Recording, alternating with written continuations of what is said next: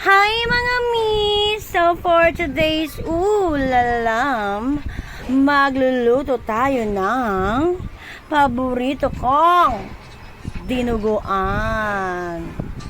At eto na nga mga miss, simulan na natin ng mabangong pagluluto. Una mga mi, nagsangkot siya lang ako ng bawang, sibuyas at luya. Yes mga mi, naglagay tayo ng luya dahil ang lulutuin natin ay lamang loob. Kaya naman kailangan natin ng luya pang tanggal ng lansa. At pagkatapos ko ang gisahin at lumabas na ang espiritu ng mga ito, pwede mo nang ilagay ang mga laman loob ng porky.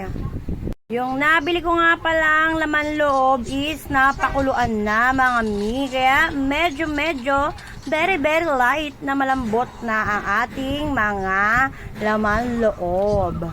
At pagkatapos ko nga gisahin mga mi, nilagay ko na ang suka. Yes mga mi, hayaan mo lang yan dyan hanggang sa kumulo. Huwag mong hahaluin. At pagkatapos niyan mi, niready ko na nga ang dugo ng Dracula. Draculang pagod mi.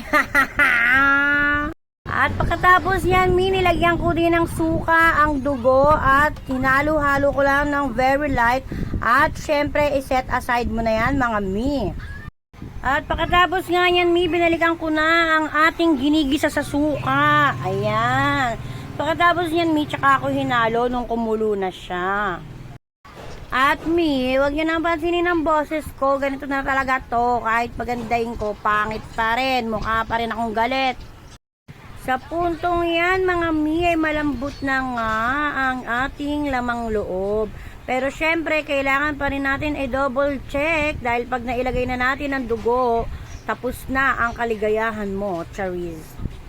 At dahil malambot na nga ang ating lamang loob, inilagay ko na nga ang ating dugo ng Dracula. Ayan.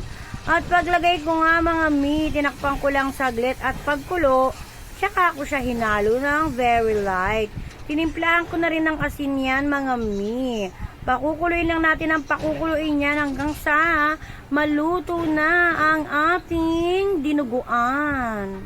Make sure na lutong-luto yung dugo mga mi ha. Hindi naman kayo Dracula kaya dapat lutong-luto talaga. At pagkatapos nga yan mi, nilagay ko na ang ating siling haba or siling green. Kasi gusto ko na amoy-amoy ko na siya mi. At ayan nga mga mi, wag mong hayaang kumulo lang mi. Kailangan halu-haluin mo yan kasi maninikit yung dugo sa ilalim, masusunog yan mga mi. Kaya kailangan time to time maghalu-halo ka lang dyan. Halukay ube lang ng halukay ube mi.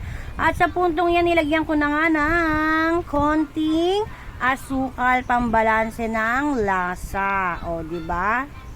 Ewan ko yung iba ko naglalagay ng asukal, basta ako naglalagay ako mi.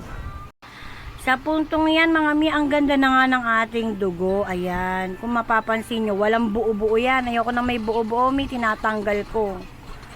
At dahil dyan, luto na ang ating laman loob na dinuguan. Kaya naman, hanggang dito na lang muna mga mi. Don't forget to like, follow, comment, and share nyo na rin itong video ito. Hanggang sa susunod. Bye!